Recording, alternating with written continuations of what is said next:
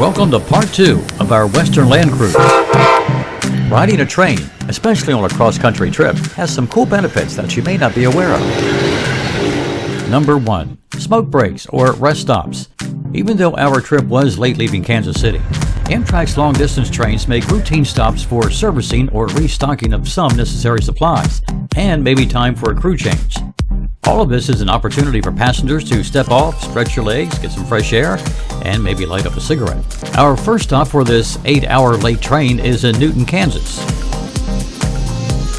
Within 10 minutes, the conductor gives the engineer the 2 to go command on the radio.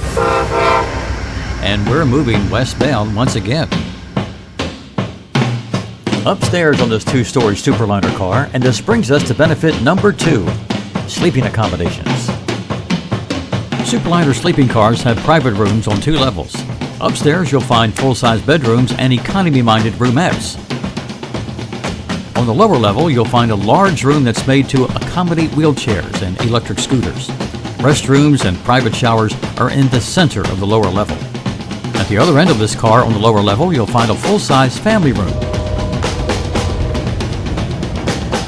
Upstairs, there's a coffee stand with bottled water available, along with sugar, cream, and other condiments. Here's a tour of the bedroom on our trip aboard the auto train to Florida in 2018. Here, this is room B, and this is our, oh my God, it's Mr. Passerby. Hello there. Hello. All right, he keeps saying OMG because he's about to find out how we can compact everything into a bedroom on the Amtrak auto train. So that's the window, duh. And your seats, your long seats, that's the bottom bunk. Up here is the top bunk. There is your sink and toiletries, towels in there. And the lavatory and the shower facilities and extra bath towels. There you go. Hi. That's it for now. We'll be back later.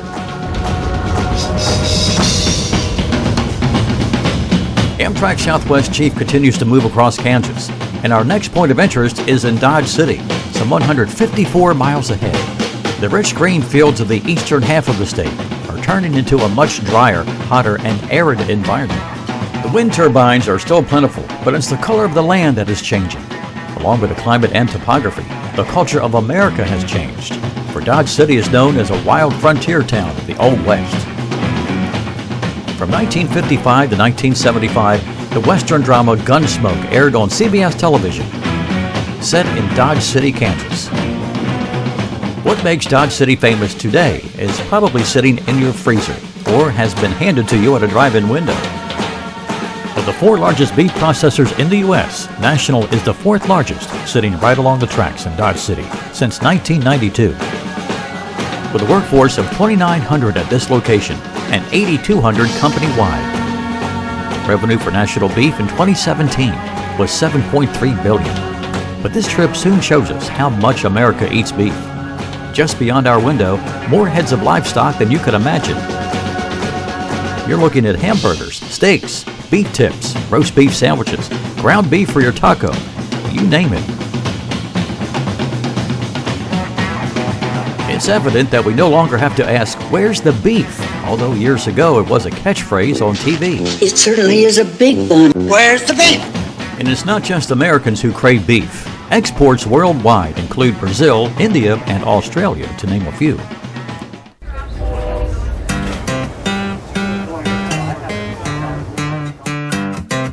This is America's heartland, and it takes a lot of water to nourish our hefty appetite.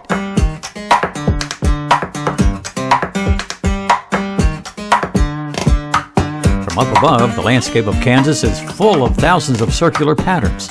This is irrigation, a series of circular sprinkler systems keeping the many farmlands moist with the right amount of water needed to grow the crops, all to become the food that we love to buy in the store, and to provide nourishment for all of those beef cows we've been seeing along the way.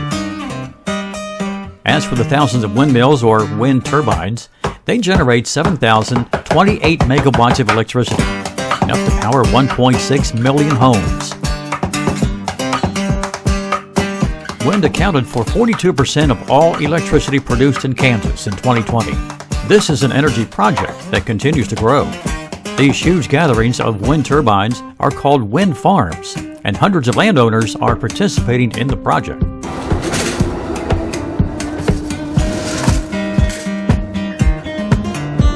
It's the middle of the day already. Time to walk up to the dining car and grab something tasty for lunch.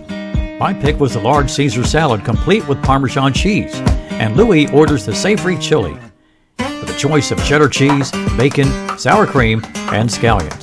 Rolls and a beverage come with it. For dessert, Philadelphia cheesecake with strawberry sauce. Although I took a I can't wait bite out of mine before taking this picture. Full-service dining on Amtrak's Western long-distance trains has gained great reviews since it has been reintroduced in 2021. But the magic of having a fully cooked meal prepared by a professionally trained chef and their assistants takes place under the dining room floor. An entire stainless steel kitchen is below you. Moving westerly and 209 miles ahead is La Junta, Colorado, and we move into the Mountain Time Zone. We're 3 time zones from where we started on the East Coast. La Junta is the next rest stop, a smoke break, and time to step off the train. We are in La Junta. La Junta. It looks like, see, it looks like La Junta, but it's La Junta. La Junta. Got it? I'll say it. Got it? So we are in La Junta, Colorado. We're about to get into the highland part of the United States. We're here for a little bit of a rest stop, a chance to get out and stretch your legs a little bit. And we're going to have dinner at 6:30. I'm going to have the flat iron steak. What do you want to have? Oh, you're going to have the salmon. We're going to have salmon with rice. Salmon with rice. Okay. So here we are. Let's take a walk. Walk, all right? Just walk away, Renee. Just walk away, Renee? Does she live in La Junta? La Junta. La Junta, Mexico. La Junta. It's La Junta, Colorado. El Pueblo. We're Mexico. not in Pueblo yet. We'll be in Pueblo. Puerto Galera. Then we climbed the mountain at Raton Pass, 7,400 feet, I believe it is. Then we'll be in Albuquerque. Then we'll be in Flagstaff tomorrow morning, 6 a.m. Get to Balik Box. Then we're going to Williams. And oh look, whatever hair I have left is blowing like hell. Then we're going to Williams to the Grand Canyon, right? After we leave, where are we at? Aja. La Junta. Aja. Anyway, here we are, and see you soon as we climb. After Trinidad, we'll be going up Raton Pass. See you soon. Beyond La Junta, the beauty of the western United States begins. The mountains are straight ahead, and with every railroad here over a century ago, their task was to find a way to tackle those rock walls while avoiding the steepest of grades. The surveyors of the Santa Fe Railroad found such a route by turning southwest and building a railroad over Raton Pass. The climb starts at the scenic town of Trinidad. The top of Raton Pass is over 7,500 feet. Santa Fe's most famous passenger train was called the Super Chief, a luxury train running from Chicago to Los Angeles that not only offered first-class accommodations, but paid tribute to the Southwest's Native American tribes. The Super Chief operated from 1936 to the first year of Amtrak in 1971. A lot of history has taken place here. The movie stars who rode this train are gone now. The wide aisle in the Super Chief dining car, along with the freestanding tables and chairs, have taken a more modern trend for safety. But the route is still spectacular. And our 3-course dinner is awesome, beginning with a lobster crab cake appetizer. For the main meal, Louis orders the Atlantic salmon served in a spicy sauce with baby green beans and carrots. I'm going with the flat iron steak served with a Cabernet sauce, along with a freshly baked potato, along with beans and carrots. And we're watching this beautiful scenery as we enjoy our dinner. At the summit of Raton Pass, it's time for a sweet dessert, a choice of chocolate cake, cheesecake, or carrot cake. At 7,500 feet above sea level, The old Santa Fe sign marking the top of the mountain is still preserved by a trusty group of people who want today's travelers to see a piece of history. It's evening with Verton Pass behind us. The service stop for the train in Albuquerque, New Mexico will be in the middle of the night. Arrival in Flagstaff, Arizona will be bright and early tomorrow morning, but that's almost the opposite of how it should be. The lateness of our train due to that freight train derailment days ago in Missouri bumps up our arrival in Flagstaff from 8:38 tonight to 7:50 tomorrow morning. Sounds like a full night's sleep is coming up right down the hallway. We are closing in on the gateway to the Grand Canyon. Quietly, the train slips through the city of Albuquerque. This is the home of the largest balloon festival in the world. And we got a taste of what this might look like as we attended the Chesapeake Bay Balloon Festival at the Triple Creek Winery in Cordova, Maryland. People from all over come to Cordova for this annual event that has over 20 hot air balloons, and some you can ride in. But that's just a grain of sand in the sandbox compared to what Albuquerque has to offer. Their balloon fiesta has over 500. Each year, during the first full week in October, the Albuquerque International Balloon Fiesta fills the sky with hot air balloons for 9 days. We're rolling through right where this takes place in a few months, and we're putting this on our to-do list. We make it into Flagstaff at 7:50. A quick jump to the shuttle van, and it's a 33-minute ride along I-40 to Williams. This was the last city that the historic highway Route 66 bypassed, and that was on October 13, 1984. We're going to cover a great look at this town after we go north to the Grand Canyon now. We have just enough time to check into the Grand Canyon Railway Hotel and grab our train tickets, which they already have out waiting for us, for one of the most fun and scenic rail journeys in North America. We're riding in Coast to the Canyon and Dome Observation Class on the return trip to Williams. 65 miles north lies the Grand Canyon. The canyon is a geological wonder. It is beyond words to describe. This train is legendary, dating back to 1901. I can tell you stories of trains that have been brought back to life and how meaningful that is. With this train, the story begins on the inside. You'll find a lot of happy faces here. The crew and entertainers on this train are proud of what they've accomplished.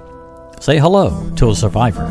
This train's rebirth was turned down by several financial institutions from the first moment of any mention of bringing it back. And say hello to the train that saved the town of Williams. Population 3,023. By 1968, our love for the automobile keeps growing. Our car was the new way to travel. And that year, the Grand Canyon train took 3 people to the South Rim. After that, the South Rim and Williams stations were closed. The Santa Fe kept running freight trains to the canyon, but by 1974, that service was discontinued. The announcement of closures on the railroad continued to take aim at Williams. By 1988, all crew operations and field engineer operations were permanently shut down from the Williams train station facility. With the new Interstate 40 bypassing this town in '84 and rail service to the south rim of the canyon gone, this town was drying up. We were told that conversations were being held of closing Williams down. Something positive arrives on January 10, 1989. Max and Thelma Beaker step into the picture. They announce their successful bid on ownership of the rail line. Quickly, the restoration of the Kane track gets underway, restoring the historic stations at both ends of the line and rehabilitating the Fred Marcus Hotel. And if that wasn't enough, acquiring locomotives and passenger cars and returning them to museum quality. In 1993, the Grand Canyon Railway carries more than 105,000 passengers per year. And remember the cars that were the death of traveling by train? Well, this train has reduced the number of cars going to the South Rim by 50,000 per year. Today, the Grand Canyon Railway is the #1 employer in Williams, Arizona. Onboard entertainer Banjo Billy has noticed the many people riding and where they're from. People come from all over the world to see the Grand Canyon. I've seen them from Australia, New Zealand, Singapore, Ireland. Where are y'all from? Arizona. Say hello to the onboard entertainment system on this train. My name is Billy. They call me Banjo Billy. I'm from Texas. Anybody from Texas here? And take notice of the local sheriff riding to protect you from any train robbers that might be riding on horseback. A few suspicious guys were spotted leaving the Williams station. They got the attention of the conductor on the rear platform. We have arrived, making the big turn to the right that brings us into the Grand Canyon Village, stopping right at the famous Santa Fe Depot that Max and Thelma Biegert had restored with their own time and money. And Banjo Billy prepares us for what we're about to see. And I believe that you will remember this day for the rest of your lives. I truly believe that. And I am honored to be a part of that memory.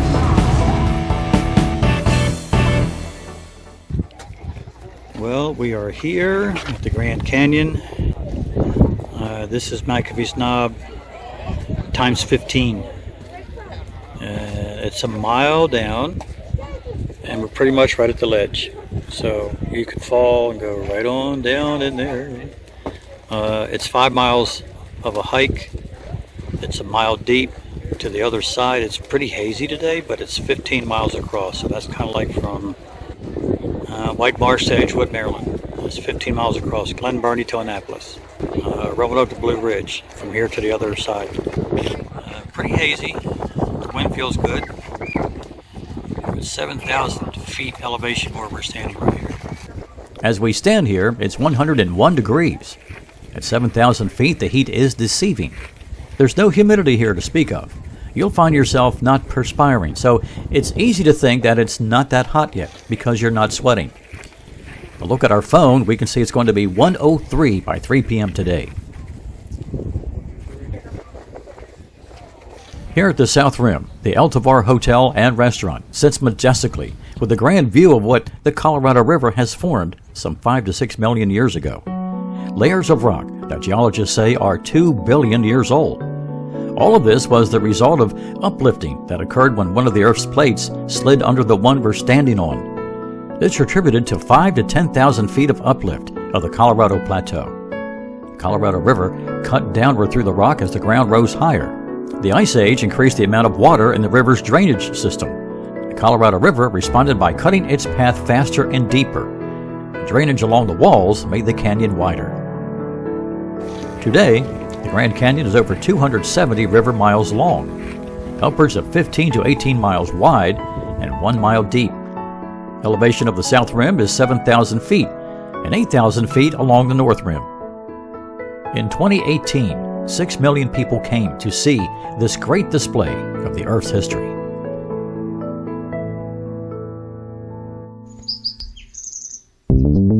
There is one danger here that could really send you to the hospital. Sitting still as the chipmunks play is the rock squirrel. It will bite you. It is against the law to feed them. They love human hands and fingers.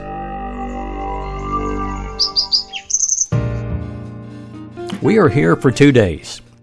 Along the edge of the canyon, set back a little, are these great modern cabins at the Bright Angel Lodge. Small and functional, but you're not staying here all day anyway. Complete with polished brass fittings in the bathroom and cable TV. Overnight arrangements are handled by the Grand Canyon Railway, with luggage transfer from your train to your cabin. And you'll love the open windows after sundown, when you come back after experiencing the hot sun at the canyon. Walk to the nearby restaurants and enjoy the 52 degrees each night here in this high desert climate. Thunderstorms moving through are common. They blow through quickly, but to stand at the South Rim and watch the rainfall in the middle of a canyon is something you don't see back home.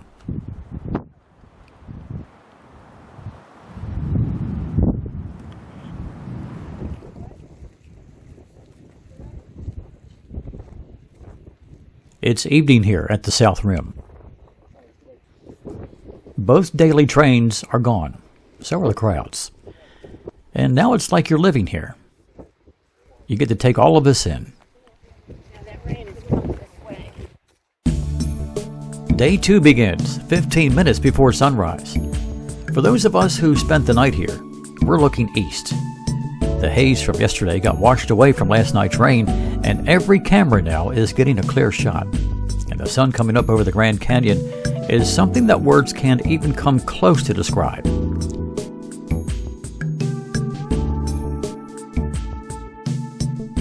There are those moments when you see something and you're standing there and everything in your life hits you. And you're all of a sudden thankful for everything. Everything.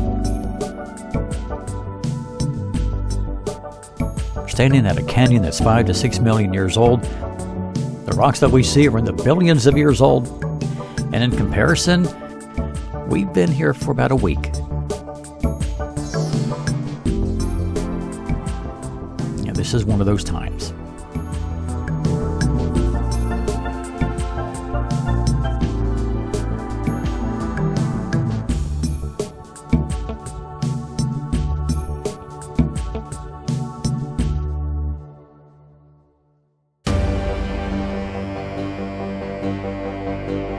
Next on our list, it's time for breakfast and a short walk to the Tovar Hotel and Restaurant.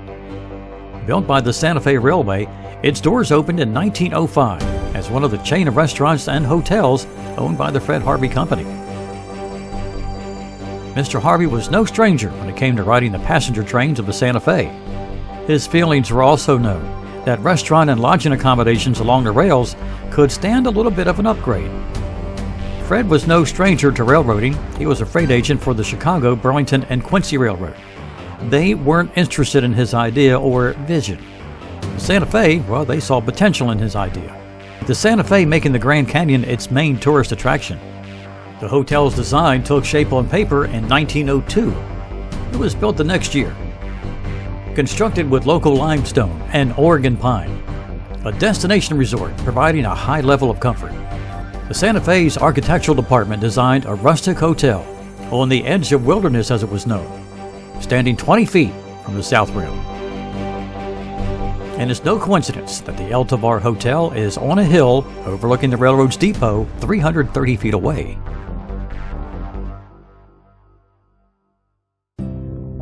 Most likely our best footage of the entire trip.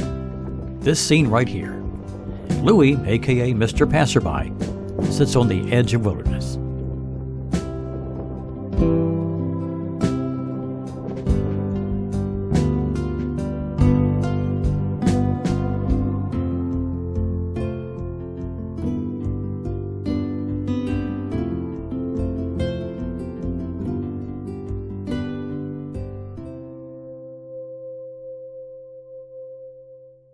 Coming up in part 3, our final segment.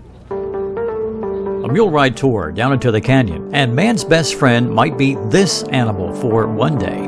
How old are these pinnacles, and were they ever connected to the canyon's walls? And hop on the bus, Gus, for the Red Line tour of sights beyond the Grand Canyon Village. Plus, back on the road to California, in a front row seat as we encounter the famous Tehachapi Mountain and spend some time in the San Francisco Bay Area. In the meantime, thank you for watching, and watch your step.